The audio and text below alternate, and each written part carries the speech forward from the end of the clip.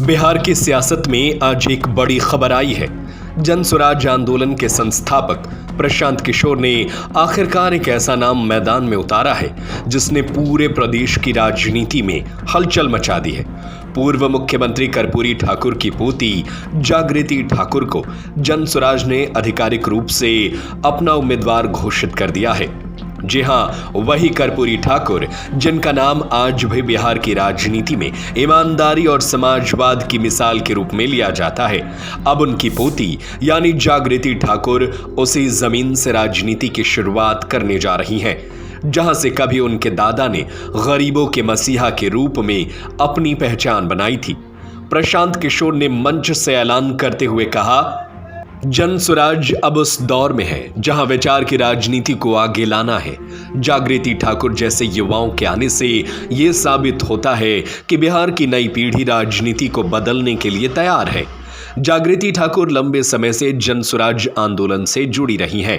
उन्होंने पिछले 2 सालों में सैकड़ों पंचायतों और गांवों का दौरा किया, लोगों से सीधे संवाद किया और जनता की समस्याओं को करीब से समझा। कहा जा रहा है कि उनके साफ सुथरी छवि, युवा ऊर्जा और समाजवादी पारिवारिक पृष्ठभूमि जन स्वराज के लिए एक बड़ा राजनीतिक पूंजी साबित हो सकती है।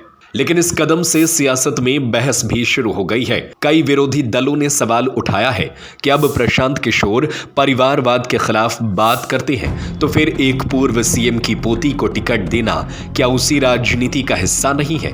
इस पर जन स्वराज का जवाब है, यह परिवारवाद नहीं, विचारवाद है।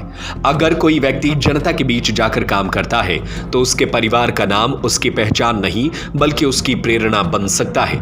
विश्लेषक मान रहे हैं कि जन स्वराज का यह दांव प्रतीकात्मक रूप से बेहद मजबूत है। कर्पूरी ठाकुर जैसे नेता की पोती को आगे लाना एक भावनात्मक और सामाजिक संदेश देता है कि जन स्वराज ईमानदार राजनीति की उस परंपरा को फिर से जिंदा करना चाहता है जो कर्पूरी युग की पहचान थी। जागृति ठाकुर खुद भी अपने दादा की नीतियों और सिद्धांतों को आदर्श मानती है। उन्होंने एक बयान में कहा, मैं राजनीति में सत्ता के लिए नहीं, सेवा के लिए आई हूं। मेरे दादा ने जो सपना देखा था उसे नई पीढ़ी तक पहुंचाना ही मेरा लक्ष्य है। अब देखना यह होगा कि बिहार की जनता इस नए प्रयोग को कितना स्वीकार करती है। क्या कर्पूरी ठाकुर की विरासत को जन स्वराज नई दिशा दे पाएगा? क्या जागृति ठाकुर वाकई उस नई राजनीति की पहचान बनेंगी जिसकी बात प्रशांत किशोर करते हैं?